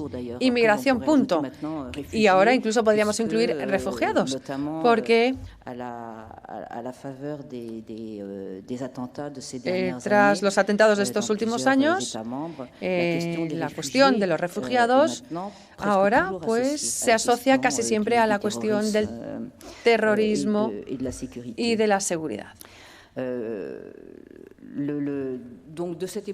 Entonces, ya desde principios de los años 2000 se crea un concepto de gestión integrada de las fronteras internas que anuncia una futura conexión con el mercado de la seguridad, con especialmente la convergencia, podríamos hablar de la connivencia de los actores públicos y privados alrededor de la que es la cuestión de la investigación en materia de seguridad y seguridad de las fronteras. Se crean grupos a iniciativa de la Comisión Europea que, reuniendo lo esencial del mundo de la industria en Europa, con experiencia en el campo de la seguridad y defensa, entonces a industria aeronáutica, tecnología de puntera, y nos encontraremos a las mismas partes desde esta época en todos los grupos, lobbies, consorcios que trabajan estrechamente con las instituciones europeas. Pues nos vamos a encontrar con un consorcio europeo ABS, el consorcio francés, anglo-francés Thales, Finmeccanica de Italia, Indra en España, Siemens en Alemania, Ericsson en Suecia. Entonces, empresas, consorcios que van a participar de manera activa en la definición de las necesidades de la Unión Europea en materia de seguridad y de más seguridad en las fronteras. Entonces, este grupo reflexionan juntos y se ve cómo se preconiza y se le aconseja a los jefes de gobierno en torno a las mismas temáticas, intentando responder a las necesidades de los ciudadanos. Hace falta más seguridad, con lo cual hay que lanzar programas de investigación con fondos europeos, investigando en la tecnología más puntera. Estas inversiones tienen que ir a las industrias más competentes, de preferencia europeas, para preservar y dinamizar la competitividad de las empresas europeas en relación a las empresas americanas, que son las que más presencia tienen en el mercado a lo mejor. Y estos objetivos van a guiar todo el programa de seguridad de fronteras desde principios de los años 2003-2004. En el 2007 se lanza un programa de investigación que se va a organizar en distintos grupos, uno de ellos encargado en la seguridad de las fronteras, coordinado por la Agencia Europea de Vigilancia de las Fronteras, una agencia europea, por lo tanto, es financiada por los ciudadanos europeos, Frontex. De los 80 miembros que componen este grupo, tenemos investigadores, 3/4 vienen del mundo de la industria. Y de las reflexiones de este grupo nacen 2 programas, principalmente uno que son las fronteras inteligentes, que organiza la selección que se ha hecho antes entre lo que queremos circular y qué es lo que no queremos ver circular. Todos estos dispositivos que conocen en los aeropuertos, en los que simplemente se pone la huella en una cinta para, en vez de tener que pasar el pasaporte, ¿no? Los controles de pasaporte por huella digitales. También hay otros dispositivos en los aeropuertos que permiten reconocer la identidad por el iris del ojo, con lo cual se desarrollan técnicas, iriología, para reconocer más fácilmente a quién queremos dejar pasar y a quién no.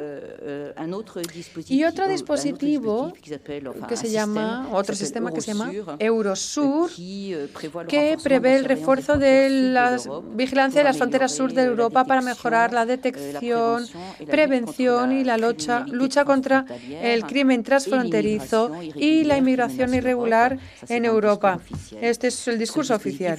Este dispositivo Eurosur, que pone en conexión a todos los sistemas de vigilancia de los Estados miembros del sur, se basa en el uso de la utilización de un material puntero en el campo de la observación y comunicación de los drones satélites, que caducan rápidamente y constantemente, por lo tanto hay que renovarlos, actualizarlos, con lo que cuesta dinero. Este programa requiere el uso de sensores, radares, y por lo tanto ya es entonces, a partir del 2017, la industria aeronáutica y militar se ven bendecidas con la fabricación de todos estos sistemas, con lo cual es muy difícil evaluar el coste del funcionamiento de este dispositivo Eurosur.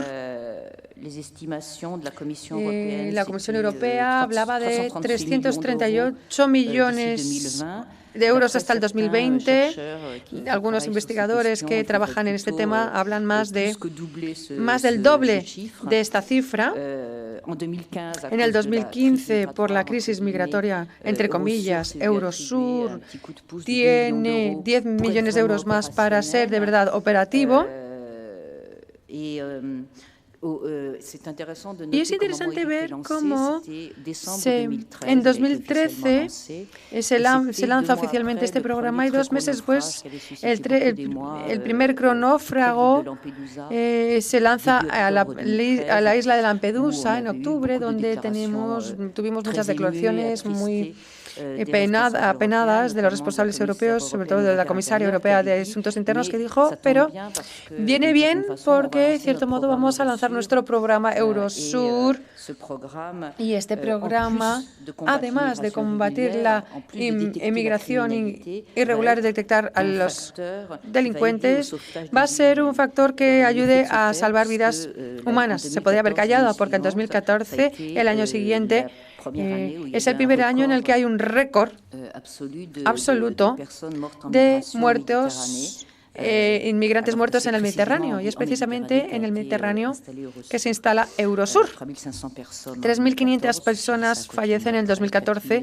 y luego 4.000 en el 2015, 5.000 en el 2016 y si en el 2017 se piensa que incluso esta cifra será peor.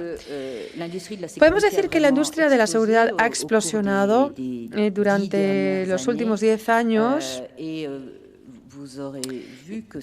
Y verán que esto es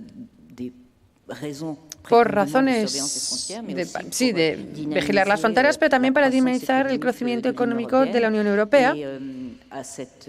Y Y en esta óptica hay muchos lobbies que se crean en esa época en Bruselas, para poder influir en las políticas. Y hay una organización que se llama Organización Europea para la Seguridad, que representa los intereses de una cuarentena de empresas que trabajan en el campo de la defensa y la seguridad, ADS, Thales, Finec, Anica, Indra, etcétera, etcétera, de las cuales que abogan por un mercado único de seguridad, esta creación de este mercado único de la seguridad, que crea la necesidad de este mercado, diciendo: somos 2 millones de puestos de trabajo en Europa, la mayoría de ellos trabajan para pymes que necesitan sobrevivir, hay que fomentar los fondos de las instituciones públicas y privadas que vayan aquí para poder desarrollar un modelo de gestión integrada de las fronteras basadas en la interoperabilidad, y la Unión Europea tiene que establecer un programa de inversión adecuado, que es lo que se ha hecho hasta ahora, porque lo que se ha hecho hasta ahora no es suficiente, con lo cual retomamos un nuevo ciclo con un nuevo programa de investigación que se pone en marcha con siempre la misma técnica. Con grupos de trabajo que se centran específicamente en temas de inmigración. En estos grupos hay siempre una presencia muchísimo más importante que de otros elementos de grupos industriales. En uno de los grupos, que se llamaba el Grupo Consultor para la Seguridad, era un grupo de expertos creado ad hoc por la Comisión Europea para trabajar en los temas de seguridad en las fronteras. Hay un consejero de cada 3 que vienen de la industria, y en el grupo en general tan solo hay un representante de una organización humanitaria y un investigador. Por lo tanto, hay voces que se alzan contra estos riesgos de conflictos de intereses que pueden darse entre la presencia de los industriales, que tienen todo el interés del mundo en desarrollar dispositivos extremadamente costosos, y responsables técnicos y políticos que definen lo que debería ser la política migratoria de Europa. Entonces, hay voces que se alzan tanto en el Parlamento Europeo, con el Grupo de los Verdes, que en varias ocasiones ha subrayado este tema del conflicto de intereses. También han subrayado la ausencia total de transparencia con relación a los concursos, a las ofertas en el mercado, y también han subrayado la falta de un proceso de evaluación de los dispositivos que se han ido desarrollando desde principios de los años 2000. Es decir, que no hacemos más que iniciar programas, financiamos la investigación, pero no hay una evaluación realmente. No se prevé un dispositivo de evaluación de aquello que funciona y de aquello que no funciona. Tenemos algunos ejemplos y terminaré con esto, con estudios que se están realizando en Estados Unidos en un marco oficial, por ejemplo, para la vigilancia de las fronteras con drones, que empieza a desarrollarse en gran medida en Europa también. Un informe de la Inspección General del Departamento de Seguridad Interna en Estados Unidos es una especie, por así decirlo, de Tribunal de Cuentas de Estados Unidos, que demuestra que después de 8 años de utilización, los drones que cubren la frontera mexicana no han ayudado a luchar contra la inmigración irregular, porque el aumento de interpelaciones que podrían ser imputadas a los drones está en torno a 0,7%. Por lo tanto, este Tribunal de Cuentas ha terminado diciendo que ha sido más caro de lo que se esperaba. Se han gastado miles de millones de dólares para poner drones en la zona de la frontera, que no ha tenido ningún efecto.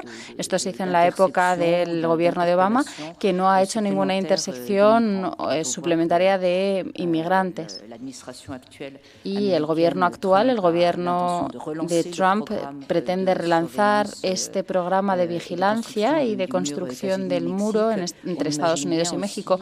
Imaginamos también que los beneficios que obtendrán las empresas que van a participar tienen un peso muy importante para la toma de esta decisión. También tenemos evaluaciones que vienen de Estados Unidos con respecto a un programa que Europa estableció, que es el programa Entrada-Salida, que se va a desarrollar, es decir, que toda persona que entre en el territorio de uno de los Estados miembros de la Unión Europea va a hacer que se registren una serie de datos como, por ejemplo, persona de contacto en Europa, datos biométricos, fotos, simplemente para saber si esas personas después salen de dicho Estado miembro, ya sea porque haya caducado su visado, porque haya caducado su estancia. Y en Estados Unidos un estudio muestra que el control biométrico en la entrada, que había sido establecido en Europa con anterioridad, les había permitido a lo largo de un año de identificar a 1.300 visitantes indeseables por 1.300 millones de euros. Es decir, que ha costado 1 millón de euros cada persona identificada. Entonces nos preguntamos realmente cuáles son los intereses, si los resultados, entre comillas, realmente cumplen con sus objetivos, si están tan alejados de las inversiones que han sido realizadas. Y entonces yo, para que lo reflexionemos, diría que estamos entre los inmigrantes, los refugiados y los estados como jugando al juego del ratón y el gato, con unos industriales detrás de nosotros mirando cómo jugamos. Y nos da la sensación de que en este gato de gato y ratones no parece que al gato le interese realmente que los ratones dejen de pasar. Tienen que seguir pasando, pero tienen que ser cada vez más costoso que pasen los ratones y, por supuesto, con consecuencias en el plano de los derechos humanos.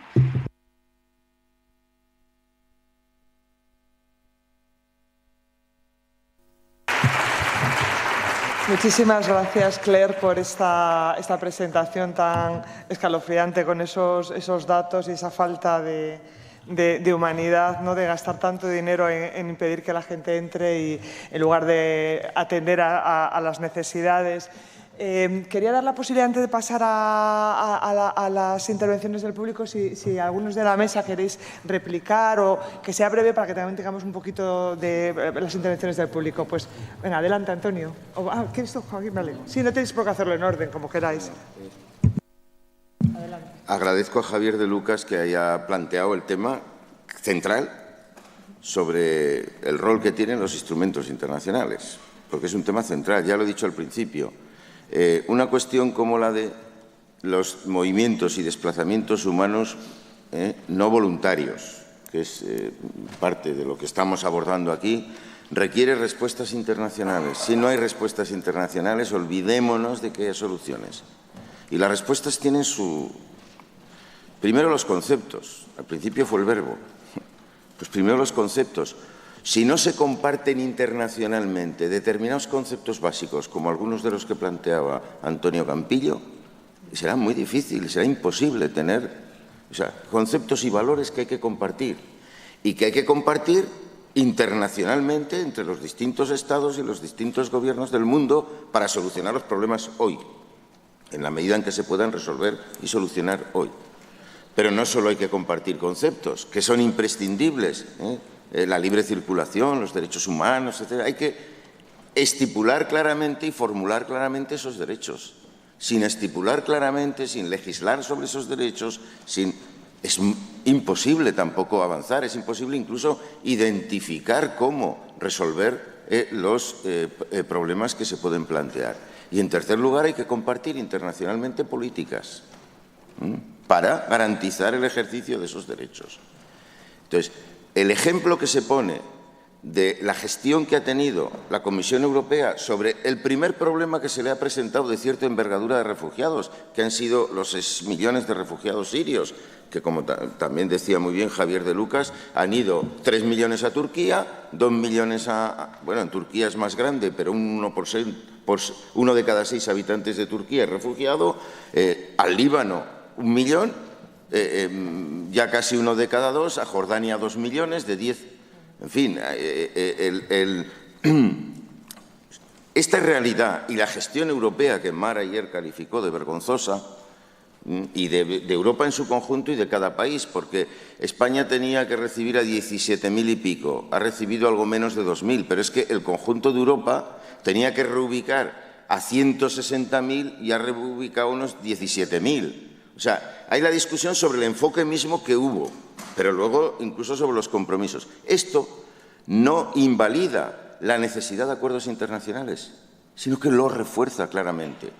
He comentado, no he podido desarrollar, pero he comentado de pasada que ya hay quien está cuestionando el Convenio de Ginebra de 1951. El Convenio de Ginebra de 1951, lo he dicho antes, supone un cambio histórico. Hay un antes y un después en el tratamiento de los refugiados.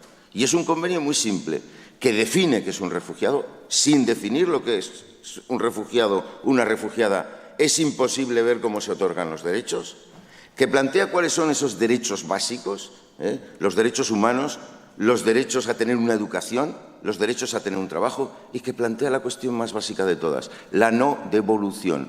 Ya un demandante de asilo ya tiene el derecho de no devolución. Bueno, eso que nos puede parecer tan elemental, antes de 1951 no existía.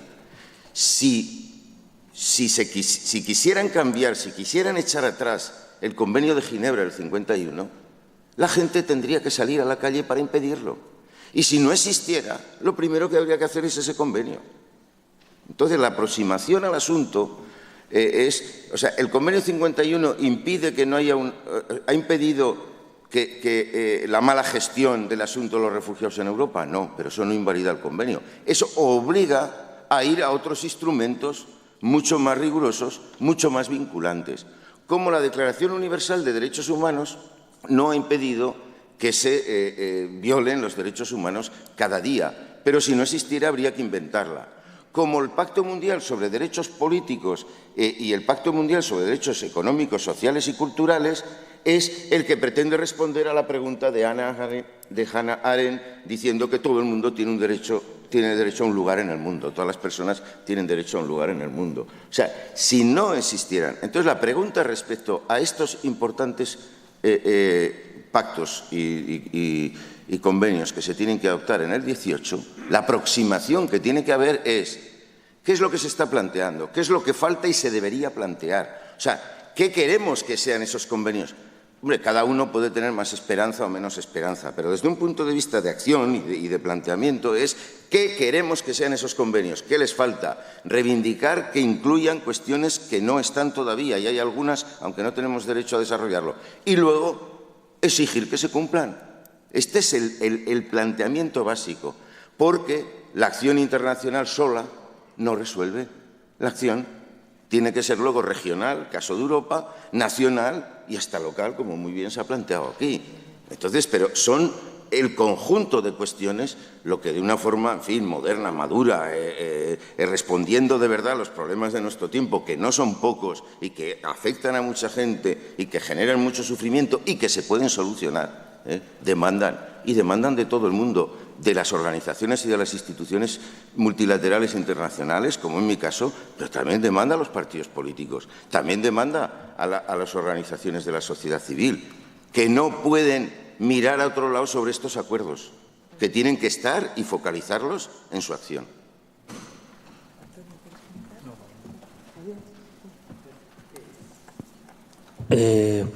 Solo dos preguntas, ¿no?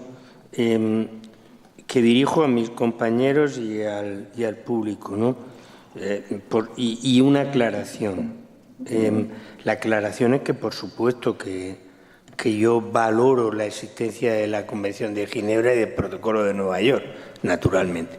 Y, por supuesto, que valoro el principio básico, que es el de non-refoulement y, por tanto, la consecuencia de no retornar a nadie que sufre persecución, que es el elemento definitorio de la condición de refugiado. Mi pregunta es, ¿qué tenemos que hacer ante lo que se nos viene? Lo que se nos viene, por eso he utilizado el término o la expresión migraciones forzadas, es un cambio radical en nuestra percepción de quién necesita protección. Porque quien necesita protección no es solo quien, y no va a ser solo ni crecientemente, solo quien sufre persecución, sino aquel que se ve obligado a abandonar su territorio, su hogar, como consecuencia no solo de desastres naturales, como se dice eufemísticamente, sino de transformaciones que tienen que ver con la mano del hombre y con intereses sobre los que nos ha hablado Claire Gaudier con mucha claridad. Es decir,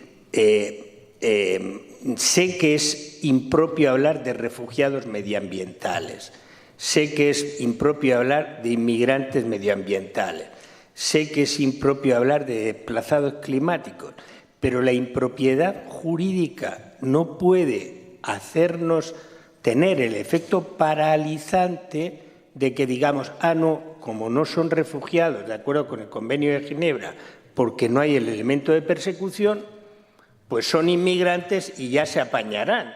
Ya se apañarán, por cierto. Eso de que ya se apañarán no quiere decir que no haya un estándar jurídico vigente sobre los derechos de los inmigrantes, porque el que los europeos no la hayamos ratificado no quiere decir que la Convención de 1990 no esté vigente, lo está. Otra cosa es que nosotros no la hayamos ratificado. Pero mi pregunta es, vamos a ver, Uganda ha recibido, si yo no estoy mal informado, pero por supuesto cualquiera me puede corregir si el dato es falso, Uganda ha recibido este año 900.000 desplazados sursudaneses. Estoy hablando de Uganda. Y estoy hablando de un número que, atención, no son los 17.000 que agobian al gobierno Rajoy, del que solo ha cumplido con un 10%, no, 900.000. Son perseguidos, probablemente habría que distinguir porque efectivamente hay un conflicto latente en el que hay persecución por parte de grupos étnicos, religiosos y políticos confrontados. Pero la mayor parte no huyen de eso, huyen de la imposibilidad de vivir. Y entonces, ¿qué hacemos con la gente que crecientemente tratará de buscar un sitio más seguro? Que no utilizaré el término refugio para que nadie me diga, oiga, jurídicamente no puede usted decir que buscan refugio. Bueno, pues buscan un lugar seguro donde poder vivir. ¿Y a esa gente qué le vamos a decir? ¿Que son inmigrantes y que se atengan al marco jurídico de la inmigración o que no pueden tener la protección de no rechazo? Ni el contenido o los contenidos que varían, pero en fin, que hay unas pautas comunes, los contenidos del derecho de asilo, porque no son estrictamente refugiados. ¿Qué les vamos a decir? ¿Que se vuelvan de donde vinieron? Porque no tienen derecho a estar aquí, porque no son refugiados y como no son refugiados, pues yo no tengo obligación. Pues yo creo que probablemente la solución no esté en modificar la Convención de Ginebra porque, como me ha reprochado algún colega alguna vez que hemos discutido esto, si tuviéramos que volver a hacer la Convención de Ginebra, el estándar sería peor hoy. Y por lo tanto no estoy por reformarla, estoy por buscar un convenio, un instrumento de protección, porque es indiscutible que el cambio climático contra el que decir esto en esta universidad pues sobra, que es, y lo ha recordado Antonio Campillo, que es un objetivo básico, tiene unos efectos devastadores sobre fenómenos de asentamiento y movilidad humana. ¿Cómo respondemos a eso?